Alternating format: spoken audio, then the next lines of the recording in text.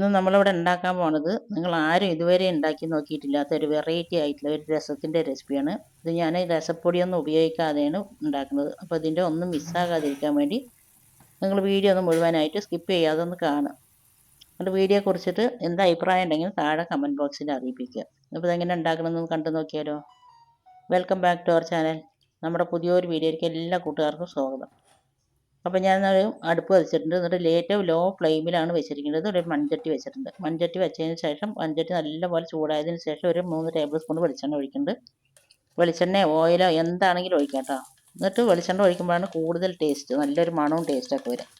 എണ്ണ നല്ലപോലെ ചൂടായതിന് ശേഷം ഞാനിതിലേക്ക് കുറച്ച് കടുക് ഇട്ടിട്ടുണ്ട്. കടുക് നല്ലപോലെ ഒന്ന് പൊട്ടി വരുന്ന സമയത്ത് നമുക്കിതിലേക്ക് ഉലുവ ഇടാം. കടുകും ഉലുവയും പാടെ ഒപ്പിടരുത് കേട്ടോ. അപ്പോൾ ഉലുവ കരിയുള്ളൂ. അപ്പോൾ ഒരു കയ്പ്പ് ചുവ വരും. അപ്പോൾ ഉലുവ ഇട്ടിട്ട് നല്ലപോലെ ഇനി ഒന്ന് പൊട്ടി വരണം. കരണ്ടിയും കൊണ്ട് ഇളക്കണ്ട കേട്ടോ. അതങ്ങനെ ഒന്ന് പിടിച്ചിട്ട് കുലുക്കി കൊടുത്താൽ മതി. അത് പൊട്ടി വരുന്ന സമയത്ത് നമുക്ക് ഇതിലേക്ക് ഒരു തുണ്ട് കായ ഇട്ട് കൊടുക്കുക. മുഴുവനായിട്ടുള്ള കായമാണ്, കായത്തിൻ്റെ പൊടിയല്ല. കായം തന്നെ ഇട്ട് കൊടുക്കുക. കായത്തിൻ്റെ പൊടി ഇടുന്നതിനെക്കാട്ടിയും ടേസ്റ്റ് ഗുണം കായം ഇട്ട് കൊടുക്കുമ്പോഴാണ്. ഞാൻ ഉണ്ടാക്കുന്ന രീതിയാണ് ഞാനിവിടെ കാണിക്കുന്നത്. പലരും പല രൂപത്തിലായിരിക്കും രസം ഉണ്ടാക്കുക. ഇതുപോലെ നിങ്ങളൊന്നും ഉണ്ടാക്കിയിട്ടില്ലെങ്കിൽ ഉണ്ടാക്കി നോക്കിയിട്ടാണ്. പിന്നെ ഞാൻ അതിലേക്ക് ഒരു തുണ്ട് ഇഞ്ചി എടുത്ത് ചായച്ചിട്ടുണ്ട്. അതുപോലെ തന്നെ കുറച്ച് വെളുത്തുള്ളിയും ചായച്ചെടുത്തിട്ടുണ്ട്. 2-3 ചെറിയ ഉള്ളിയും ചായച്ചെടുത്തിട്ടുണ്ട്. ഇതൊക്കെ ചായച്ചിട്ട് തന്നെ എടുക്കുക, അരിഞ്ഞിട്ട് ഇടരുത് കേട്ടോ. എന്നിട്ട് ഇതിൻ്റെ എല്ലാം പച്ചമണം പോകുന്നവരെ നല്ലപോലെ ഒന്ന് വഴറ്റി കൊടുക്കുക. ഇഞ്ചി ആദ്യം ഇട്ടിട്ട് അതിൻ്റെ പച്ചമണം പോയതിന് ശേഷം മാത്രം വെളുത്തുള്ളി ചെറിയ ഉള്ളി ഇട്ട് കൊടുക്കുക. പിന്നെ ഞാൻ അതിലേക്ക് അത് പെട്ടെന്നൊന്ന് വഴന്ന് കിട്ടാൻ വേണ്ടിയിട്ട് ഉപ്പിട്ട് കൊടുക്കുന്നുണ്ട്. ഉപ്പിട്ട് കൊടുക്കുമ്പോൾ നമുക്ക് പെട്ടെന്നൊന്ന് ഉള്ളി വഴന്നും കിട്ടും. എന്നിട്ട് നല്ലപോലെ വഴറ്റി കൊടുക്കുക. ഞാൻ അതിലേക്ക് പച്ചമുളക് ഇടുന്നില്ല കേട്ടോ. പച്ചമുളക് ഇട്ടിട്ട് വേണമെങ്കിൽ ഇതിൻ്റെ മുമ്പ് ഞാനൊരു രസത്തിൻ്റെ റെസിപ്പി ഇട്ടിട്ടുണ്ട്, അത് പച്ചമുളകൊക്കെ ഇട്ടിട്ട്. അപ്പോൾ അത് ഉള്ളിയൊക്കെ നല്ലപോലെ വഴന്ന് കിട്ടിയിട്ടുണ്ട്. അതിന് ശേഷം ഞാൻ അതിലേക്ക് ഒരു തക്കാളി, നല്ല ചുവപ്പ് കളറുള്ള തക്കാളിയാണ് കേട്ടോ. നല്ല പഴുത്ത തക്കാളിയാണ്. അപ്പോൾ അതെടുത്ത് ചെറുതാക്കി കനല്ലാതെ മുറിച്ചിട്ട് ഇട്ട് കൊടുത്തിട്ടുണ്ട്. ഇട്ട് കൊടുത്ത് ഒന്ന് ഇളക്കിയതിന് ശേഷം ഞാൻ മൂടി വയ്ക്കുന്നുണ്ട്. മൂടി വെച്ച് 2 സെക്കൻഡോ 3 സെക്കൻഡൊക്കെ ആകുമ്പോഴേക്കും നമുക്ക് നല്ലപോലെ തക്കാളി ഒന്ന് വെന്തുടഞ്ഞ് കിട്ടും. ഞാൻ ഇപ്പോഴൊക്കെ ലോ ഫ്ലെയിമിൽ തന്നെയാണ് കേട്ടോ. ഫ്ലെയിം ഒരിക്കലും കൂട്ടി വയ്ക്കരുത്. മൺചട്ടി കുക്ക് ചെയ്യുമ്പോൾ ഫ്ലെയിം കുറച്ച് വെച്ചിട്ട് തന്നെ കുക്ക് ചെയ്യുക. ഇപ്പോൾ തക്കാളി നല്ലപോലെ വഴന്ന് വെന്ത് ഉടഞ്ഞിട്ടുണ്ട്. അതിന് ശേഷം ഞാൻ മൂടി തുറന്നിട്ട് 1/2 ടീസ്പൂൺ മഞ്ഞൾപ്പൊടിയും 1/2 ടീസ്പൂൺ മല്ലിപ്പൊടി ഇട്ട് കൊടുത്തിട്ടുണ്ട്.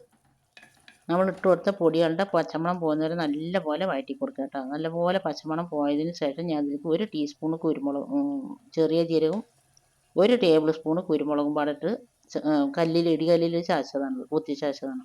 മിക്സിയിലിട്ടിട്ട് പൊടിച്ചതല്ല, കല്ലിമ്മൽ ഇട്ടിട്ട് ചാച്ചതാണ്. അത് ഞാൻ ഇട്ട് കൊടുത്തിട്ടുണ്ട്. അത് ഇട്ട് കൊടുത്തിട്ട് നമുക്ക് അതിൻ്റെ പച്ചമണം പോകുന്നവരെ നല്ലപോലെ വഴറ്റി കൊടുക്കണം കേട്ടോ.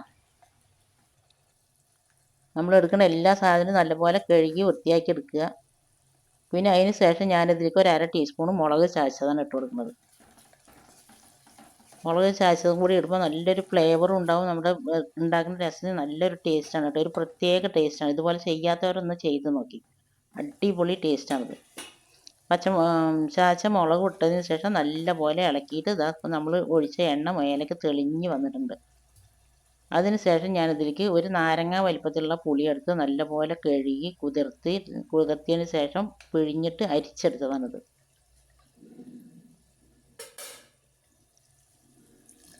എന്നിട്ട് ആ പുളി വെള്ളം ഒഴിച്ചു കൊടുക്കുക. ആവശ്യത്തിനുള്ള വെള്ളം ഒഴിച്ചു കൊടുക്കുക.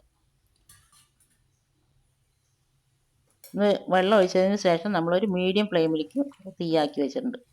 ഇനി ഇത് നല്ലപോലെ ഇളക്കി കൊടുക്കുക. ഇളക്കി കൊടുത്ത് ഇനി ഇത് നല്ലപോലെ തിളച്ച് കിട്ടണം കേട്ടോ. നമ്മുടെ വീഡിയോ കണ്ട് സപ്പോർട്ട് ചെയ്യുന്ന എല്ലാ കൂട്ടുകാരനെ കൊണ്ടും ഒരുപാട് നന്ദിയുണ്ട്. തുടർന്ന് നിങ്ങളുടെ സപ്പോർട്ട് ഉണ്ടാവുന്ന പ്രതീക്ഷയിലാണ് ഓരോരോ വീഡിയോ പോസ്റ്റ് ചെയ്യുന്നത് കേട്ടോ.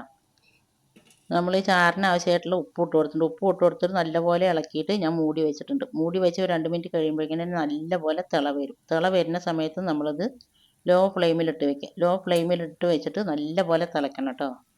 നല്ലപോലെ തിളച്ചാലാണ് ഇതിൻ്റെ പുളി മാത്രം ഇനി ഒന്ന് വെന്ത് കിട്ടണ്ട. ബാക്കിയൊക്കെ വെന്ത സാധനങ്ങളല്ലേ. ഇതുപോലെ നിങ്ങൾ ചെയ്യാത്തവരൊന്ന് ചെയ്ത് നോക്കിയിട്ട് അടിപൊളി രസമാണ്. ഇതിലേക്ക് വേറെ ഒരു കറിവേപ്പില മല്ലിയില ഒന്നും ഇടേണ്ട ആവശ്യമൊന്നുമില്ല. ഇത് ലാസ്റ്റ് ഡെക്കറേഷൻ വീഡിയോക്ക് വേണ്ടിയിട്ട് മാത്രം, തമ്പനയിൽ എടുക്കാൻ വേണ്ടിയിട്ട് മാത്രം ഒന്ന് കുറച്ച് കറിവേപ്പില അല്ലെങ്കിൽ മല്ലിയിലൊക്കെ ഇടുള്ളൂ. ഇത് നല്ല അടിപൊളി ടേസ്റ്റ്. അത് വെറുതെ കഴിക്കാനും നന്ന്, ചോറിൻ്റെ കൂടെ കഴിക്കാനും നന്ന്, വയറിൻ്റെ ഒരു പ്രശ്നം ഉണ്ടാവില്ല. ഇതുപോലെ ചെയ്യാത്തവരൊന്ന് ഉണ്ടാക്കി നോക്കിയിട്ട് ഫീഡ്ബാക്ക് ഒന്ന് അറിയിപ്പിക്കുക. പിന്നെ അത് കട്ട്ള മീനാണ് കേട്ടോ.